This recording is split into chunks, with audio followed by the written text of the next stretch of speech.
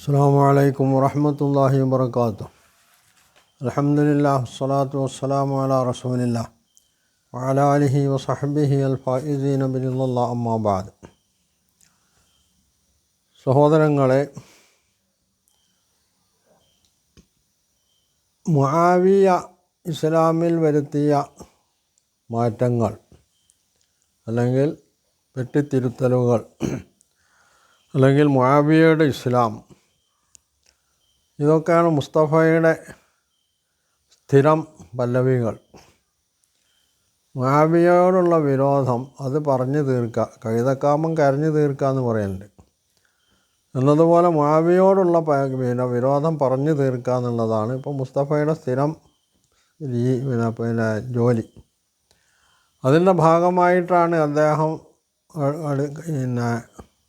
അടുത്ത് നടത്തിയിട്ടുള്ള അദ്ദേഹത്തിൻ്റെ ജുമുഅ ഖുതുബ എന്ന പേരിൽ അറിയപ്പെടുന്ന പ്രസംഗത്തിൽ അദ്ദേഹം പറഞ്ഞിട്ടുള്ളത്. അതിൽ അദ്ദേഹം പറയുന്നത്, ഇസ്ലാമിൽ ഒന്നാമത്തെ സംഗതി, ഇസ്ലാം കാര്യം 5 എന്ന ബുനിയൽ ഇസ്ലാമു അലാ ഖംസിൻ ഷഹാദത്തി അല്ലാ ഇലാഹ ഇല്ലല്ലാഹു അന്ന മുഹമ്മദ് റസൂലുള്ളാഹി വ ഇഖാമിസ് സ്വലാ വ ഈതാഇ സക്കാ വ സൗമി റമദാൻ വൽ ഹജ്ജ് എന്ന് പറയുന്ന ഇത് മുആവിയ ആളുകളുണ്ടാക്കിയാണ്. കാരണം ഇസ്ലാമിനെ അട്ടിമറിക്കുകയും അതിൻ്റെ ക്രമം തെറ്റിക്കുകയുമായിരുന്നു മുആവിയ ചെയ്തത് എന്നാണ്. എന്ന് മാത്രമല്ല, ഇത് പറയുമ്പോൾ മുആവിയൻ്റെ ആളുകൾ മാത്രമല്ല അത് വരുത്തിയിട്ടുള്ളത്. ഷിയാക്കൾ, മുആവിയയുടെ എതിരാളികളായ ഷിയാക്കളും ഈ രീതി തന്നെയാണ് കൈക്കൊണ്ടിട്ടുള്ളതെന്നാണ്. അപ്പോൾ ലോകത്ത് ഒന്ന് മുആവിയ പക്ഷം, അത് മുസ്തഫയുടെ കാഴ്ചപ്പാടനുസരിച്ച് സുന്നികളാണ്. മുആവിയയുടെ എതിർപക്ഷം അത് ഷിയാക്കളുമാണ്. ഈ 2 കൂട്ടരാണ് ലോകത്ത് പ്രധാനമായിട്ടുള്ളത്. ഇവർ 2 കൂട്ടരും ഈ മുആവിയൻ്റെ കെണിയിൽ അകപ്പെട്ടു പോയി എന്നുള്ളതാണ് ഇപ്പോൾ മുസ്തഫൻ്റെ പ്രഭാഷണത്തിലൂടെ മനസ്സിലാകുന്നത്. വല്ലാത്തൊരു ഗതികേടാണ്. അപ്പോൾ മുസ്തഫയ്ക്ക് ഇവിടുന്ന് ഈ ഇസ്ലാമിൻ്റെ ഈ ക്രമം കിട്ടിയത് അത് അദ്ദേഹം ഖുർആനിൽ നിന്ന് നേരിട്ട് മനസ്സിലാക്കിയതായിരിക്കും. എന്ന് പറഞ്ഞാൽ ലോകത്ത് 14 നൂറ്റാണ്ടായി ഉള്ള മുസ്ലിം സമൂഹം മൊത്തത്തിൽ വഴിതെറ്റിപ്പോയി. അവർക്കാർക്കും ഖുർആൻ തിരിഞ്ഞില്ല. ഇപ്പോൾ ഈ അവസാന ഘട്ടത്തിൽ അള്ളാഹു മുസ്തഫ എന്ന് പറയുന്ന ഒരു മഹാനെ എഴുന്നള്ളിച്ചിരിക്കുകയാണ്.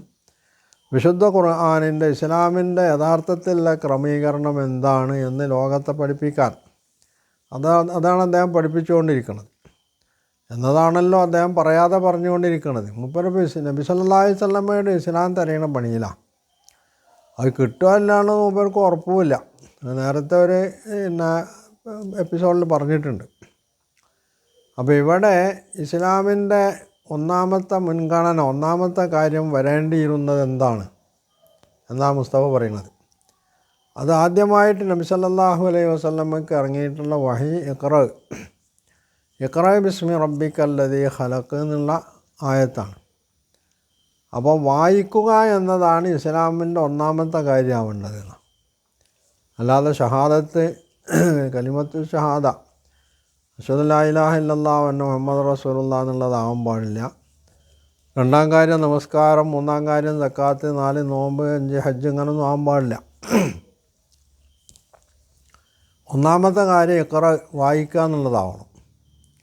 അപ്പോൾ നബി സല്ലല്ലാഹു അലൈഹി വസല്ലമ വഹി കിട്ടി. ഖദീജ റളിയല്ലാഹു അൻഹയുടെ അടുത്ത് വന്നു. വീട്ടിൽ കാണണല്ലോ നബി വഹി കിട്ടിയതിൻ്റെ ആദ്യമായിട്ട് വന്നിട്ടുണ്ടാവുക. അപ്പോൾ ഖദീജയോട് നബി സല്ലല്ലാഹു അലൈഹി വസല്ലം പറഞ്ഞിട്ടുണ്ടാവുക, ഖദീജക്ക് എഴുത്തും വായനയും അറിയുമായിരുന്നോ എന്ന് നമുക്ക് പറയാൻ കഴിയില്ല.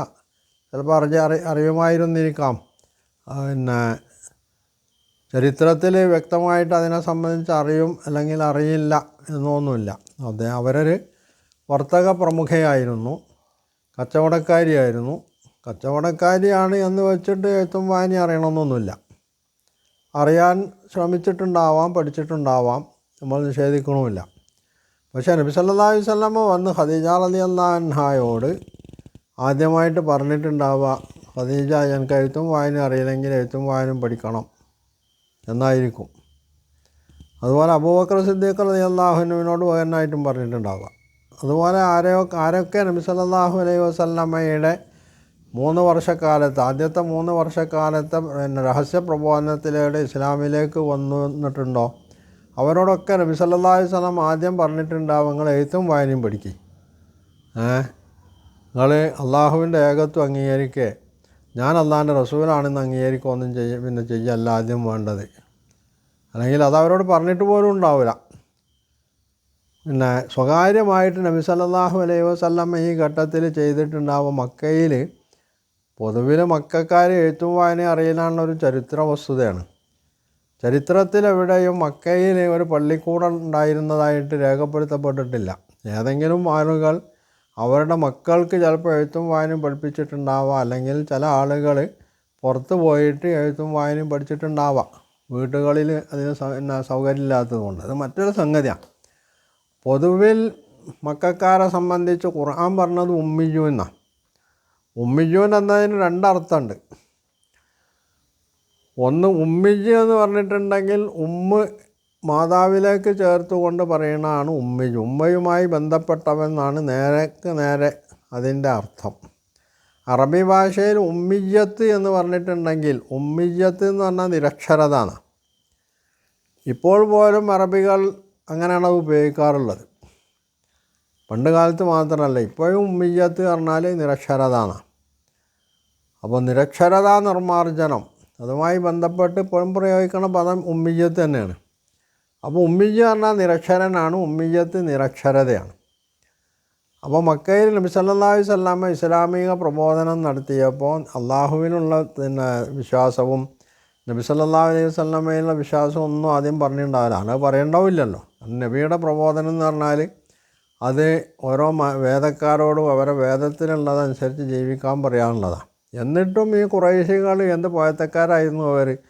ഇതിൻ്റെ പേരിൽ അവർ നബി സല്ലല്ലാഹു അലൈഹി വസല്ലമയെ ഇങ്ങനെയൊക്കെ മർദ്ദിക്കുകയും ആട്ടിപ്പായിക്കുകയൊക്കെ ചെയ്തത് അവർക്ക് തീരെ ബുദ്ധിയില്ലായിരുന്നു എന്നാണ് അതുകൊണ്ട് വരിക. മാത്രമല്ല നബി സല്ലല്ലാഹു അലൈഹി വസല്ലമ ഈ ചെറുപ്പക്കാരൊക്കെ കണ്ടിട്ട് കുട്ടികളെ ഞങ്ങൾ എഴുത്തും വായനയും പഠിക്കുക, ഞാൻ പഠിപ്പിച്ചു തരാം എന്ന് പറഞ്ഞിട്ടുണ്ടാവണം. അത് കാരണം ഇസ്ലാമിൻ്റെ ആദ്യത്തെ കാര്യം അതാണല്ലോ. ഒരു മനുഷ്യർ എന്ത് വിഡ്ഢിത്തവും വിളിച്ചു പറയാം, അത് കേൾക്കാനും അങ്ങനെ കയ്യടിക്കാനും കുറച്ച് ആളുകളുണ്ടായാൽ എന്ത് വിഡ്ഢിത്തവും വിളിച്ചു പറയാമെന്ന് വന്നാൽ പിന്നെ ഒരു നിർവാഹമില്ല എന്നുള്ളതാണ് ഇവിടെ നമ്മൾ മനസ്സിലാക്കേണ്ട ഒരു കാര്യം. യഥാർത്ഥത്തിൽ വായിക്കുക, ഇഖ്റ എന്ന് പറയുമ്പോൾ വായിക്കുക എന്നുള്ള. അപ്പോൾ നബി സല്ലല്ലാഹു അലൈഹി വസല്ലമയെ നിരക്ഷരരാക്കി കളഞ്ഞു. അബൂ താലിബ് അബ്ദുൽ മുത്തലിബിൻ്റെ മക്കൾ ഹംസ സാഹിത്യകാരനായിരുന്നു. അബൂ താലിബിൻ്റെ മകൻ അലി സാഹിത്യകാരനായിരുന്നു, എഴുതാൻ പഠിച്ചിരുന്നു. നബി സല്ലല്ലാഹു അലൈഹി വസല്ലം മാത്രം എഴുതാൻ പഠിച്ചില്ല. അപ്പോൾ നബിയെ ഒന്നിനും കൊള്ളരുതാത്തവനാക്കി. നബി സല്ലല്ലാഹു അലൈഹി വസല്ലം മരിക്കുമ്പോൾ അദ്ദേഹത്തിൻ്റെ അങ്കി പണയത്തിലായിരുന്നു, നബി ദരിദ്രനായിരുന്നു. അപ്പോൾ അതുവഴിയും നബി സല്ലല്ലാഹു അലൈഹി വസല്ലമയെ ഒന്നിനും കൊള്ളരുതാത്തവനാക്കി എന്നാണ് മൂപ്പരുടെ ഭാഷ്യം. അപ്പോൾ ഒരാൾ മഹാനായിരിക്കുക എന്ന് പറഞ്ഞാൽ അയാളെ കയ്യിലെമ്പാടും സമ്പത്തുണ്ടാവുക, അയാൾ മരിക്കുമ്പോൾ അനന്തരാവകാശം എന്നുള്ള അയാൾക്ക് കുറേ സ്വത്തുണ്ടാവുക, ഇതൊക്കെയാണ് അയാളുടെ മഹത്വം എന്നാണ് ടിയാൻ മനസ്സിലാക്കിയിട്ടുണ്ടാവുക. അതിനുവേണ്ടിയാണല്ലോ മൂപ്പർ പണിയെടുത്ത് കൊടുക്കുന്നത്. അതുപോലെ ഇസ്ലാമിലെ ആരാധനകൾ അതൊക്കെ അതിൻ്റെ നേരെയൊക്കെ പുച്ഛമാണ്. ഇപ്പോൾ ഉംറയെ സംബന്ധിച്ച് അദ്ദേഹം ഈ പ്രസംഗത്തിൽ പറയുന്നുണ്ട്, മുആവിയ ഹുസൈൻ റളിയല്ലാഹു അൻഹുവിനെ അബ്ദുല്ലാഹിബിൻ ഉമറിനെ അബ്ദുല്ലാഹിബിൻ അബ്ബാസിനെയൊക്കെ ഉംറ ചെയ്യാൻ പറഞ്ഞു വെച്ചു. അപ്പോൾ എന്തിനാണ് ഉംറ എന്ന് മനസ്സിലായില്ലേന്നാ. അപ്പോൾ ഈ മനുഷ്യൻ തന്നെ കുറച്ച് കൊല്ലങ്ങൾക്ക് മുമ്പ് ഉംറൻ്റെ ഏജൻ്റായിരുന്നു, ആളുകളെ മക്കയിലേക്ക് കൊണ്ടുപോയി ഉംറ ചെയ്യിക്കണ ഏജൻ്റായിരുന്നു. അപ്പോൾ അന്ന് മുആവിയ അതൊക്കെ ചെയ്തിട്ടുള്ളത് മുആവിയക്ക് അധികാരം പിടിച്ചെടുക്കാനായിരുന്നെങ്കിൽ ഈ മനുഷ്യൻ ഈ കുറച്ച് കൊല്ലങ്ങൾക്ക്, അതായത് ഇപ്പോൾ ഒരു 4-5 കൊല്ലമായിട്ടേ ഉണ്ടാവുള്ളൂ അത് നിർത്തിവെച്ചിട്ട്. അപ്പോൾ അതിന് മുമ്പ് അദ്ദേഹം ഇതൊക്കെ ചെയ്തിരുന്നത് തീർച്ചയായിട്ടും അദ്ദേഹം പറയുന്നതനുസരിച്ച് സാമ്പത്തിക നേട്ടത്തിന് വേണ്ടി തന്നെയാണ്. അപ്പോൾ സമ്പത്തുണ്ടാക്കാനുള്ളതും അല്ലെങ്കിൽ അധികാരം ഉണ്ടാക്കുക എന്നുള്ളത് മുആവിയൻ്റെ മാത്രം പണിയല്ല, തൻ്റെ കൂടി പണിയാണ് എന്നാണ് അദ്ദേഹം അതിലൂടെ വരുത്തി തീർക്കാൻ ശ്രമിക്കുന്നത്. ഏതായാലും അത് വേറെ കാര്യമാണ്. ഇവിടെ നബി സല്ലല്ലാഹു അലൈഹി വസല്ലം ഒന്നാമതായി സമൂഹത്തോട് പറഞ്ഞത് നിങ്ങൾ എഴുത്തും വായനയും പഠിക്കുക എന്നാണോ? ആണെങ്കിൽ മക്കക്കാരെന്തിനാണ് നബി സല്ലല്ലാഹു അലൈഹി വസല്ലമക്ക് തിരിഞ്ഞത്? അവരുടെ ആചാരത്തിന് വിരുദ്ധമായിരുന്നുവോ എഴുത്തും വായനയും പഠിക്കാനുള്ളത്? അവർക്കാണ് ഉപകാരപ്പെടുന്ന എന്ന് മാത്രമല്ല, അവരിൽ തന്നെ അംഗുലി പരിമിതരാണെങ്കിൽ പോലും എഴുത്തും വായനയും പഠിച്ച ആളുകളുണ്ടായിരുന്നു. ഇതൊക്കെ ഉണ്ടായിരിക്കെ അവർ നബി സല്ലല്ലാഹു അലൈഹി വസല്ലം എഴുത്തും വായനയും പഠിക്കാൻ പറഞ്ഞിട്ട് എന്തിനായിരിക്കും നബി സല്ലല്ലാഹു അലൈഹി വസല്ലമയെ അവരെതിർക്കുകയും തള്ളിപ്പറയുകയും മർദ്ദിക്കുകയും ഓടിക്കുകയും നബിയുടെ കുടുംബക്കാരെ അടക്കം അതിൽ മുസ്ലിങ്ങളും ഒക്കെ ഉണ്ട്, അവരടക്കം ഷുഐബ് അബി താലിബിനെ തടഞ്ഞു വെക്കുകയും ഉപരോധിക്കുകയും ഒക്കെ ചെയ്തിട്ടുണ്ടാവുക. ഇനി ഖുർആൻ ഇത് സംബന്ധിച്ച് പറഞ്ഞാൽ എന്താണ്? നബി സല്ലല്ലാഹു അലൈഹി വസല്ലം നബി സല്ലല്ലാഹു അലൈഹി വസല്ലമയെ നിരക്ഷരനാക്കി എന്നാണ് മൂപ്പരുടെ വാദം.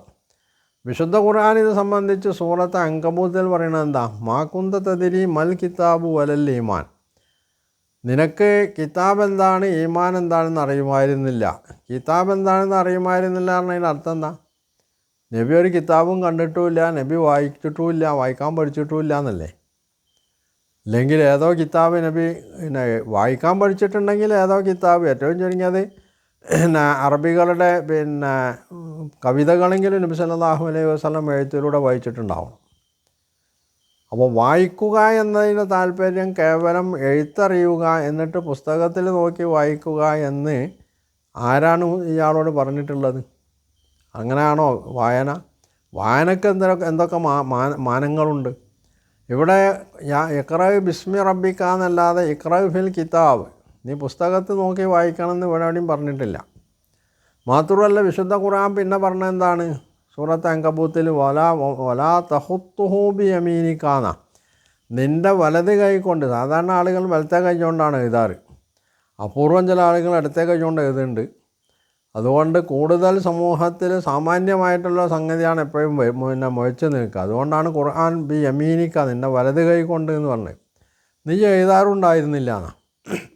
അപ്പോൾ എഴുത്തും പഠിച്ചിട്ടില്ല, ശീലിച്ചിട്ടില്ല, വായിക്കാനും പഠിച്ചിട്ടില്ല എന്നാണ് വിശുദ്ധ ഖുർആൻ ഇതിലൂടെ വരുത്തി തീർക്കുന്നത്. ഇത് മുസ്ലിങ്ങൾ ഉണ്ടാക്കി തീർത്ത, അല്ലെങ്കിൽ നബി സല്ലല്ലാഹു അലൈഹി വസല്ലമയുടെ പേരിൽ പറഞ്ഞു വരുത്തിയിട്ടുള്ള സംഗതിയല്ല, മുആവിയൻ്റെ ആളുകൾ പറഞ്ഞു വരുത്തിയിട്ടുള്ള ഖുർആൻ തന്നെ പറഞ്ഞൊരു സംഗതിയാണ്. ഇത് നിഷേധിച്ചുകൊണ്ട് മുസ്തഫ ഇതിനെന്തായിരിക്കും വ്യാഖ്യാനിക്കുക എന്നുള്ളത് നമുക്ക് ഭാവിയിൽ കാണാം.